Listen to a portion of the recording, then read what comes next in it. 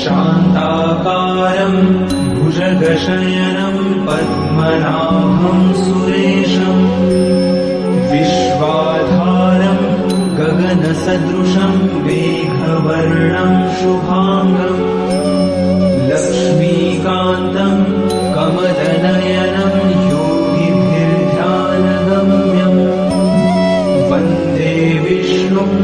भवभयहरं सर्वलोकैकनाथम् शान्ताकारं भुजगशयनं पद्मनाभं सुरेशं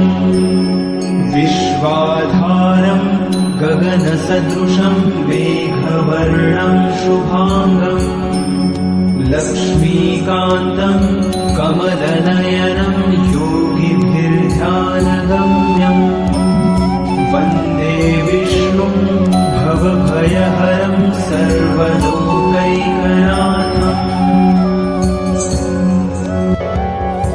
शान्ताकारं भुजगशयनं पद्मनाभं सुरेशं विश्वाधारं गगनसदृशं मेघवर्णं शुभांगं लक्ष्मीकान्तं कमलनयनं योगिभिर्ध्यानगम्यं वन्दे विष्णुं भवभयहरं सर्वलोकैकनाथम्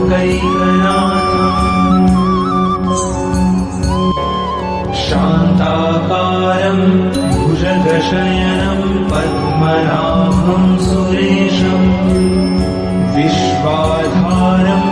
गगनसदृशं मेघवर्णं शुभांगं लक्ष्मीकान्तं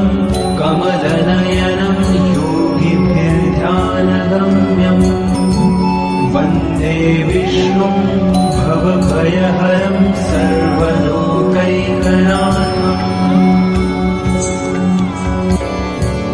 शान्ताकारं भुजगशयनं पद्मनाभं सुरेशं विश्वाधारं गगनसदृशं मेघवर्णं शुभांगं लक्ष्मीकान्तं कमलनयनं योगिभिर्ध्यानगम्यं वन्दे विष्णुं भवभयहरं सर्वलोकैकनाथम् शान्ताकारं भुजगशयनं पद्मनाभं सुरेशं विश्वाधारं गगनसदृशं मेघवर्णं शुभांगं लक्ष्मीकान्तं कमलनयनं योगिभिर्ध्यानगम्यं वन्दे विष्णुं भवभयहरं सर्वलोकैकनाथम्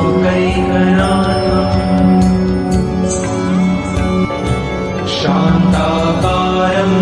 भुजगशयनं पद्मनाभं सुरेशं विश्वाधारं गगनसदृशं मेघवर्णं शुभांगं लक्ष्मीकान्तं कमलनयनं योगिभिर्ध्यानगम्यं वन्दे विष्णुं भवभयहरं सर्वलोकैकनाथम्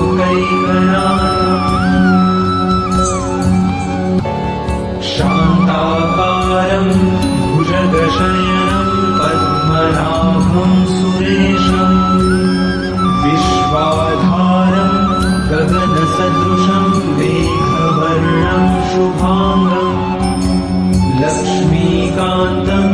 कमलनयनं योगिभिर्ध्यानगम्यं वन्दे विष्णुं भवभयहरं सर्वलोकैकनाथम्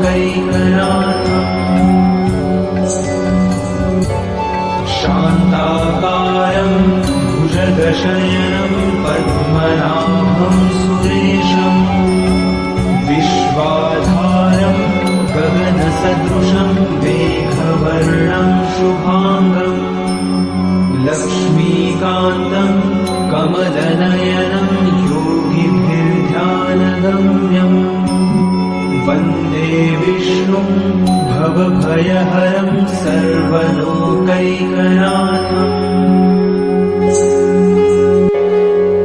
शान्ताकारं भुजगशयनं पद्मनाभं सुरेशम् विश्वाधारं गगनसदृशं मेघवर्णं शुभाङ्गम् लक्ष्मीकान्तं कमलनयनं योगिभिर्ध्यानगम्यम् वन्दे विष्णुं भवभयहरं सर्वलोकैकनाथम्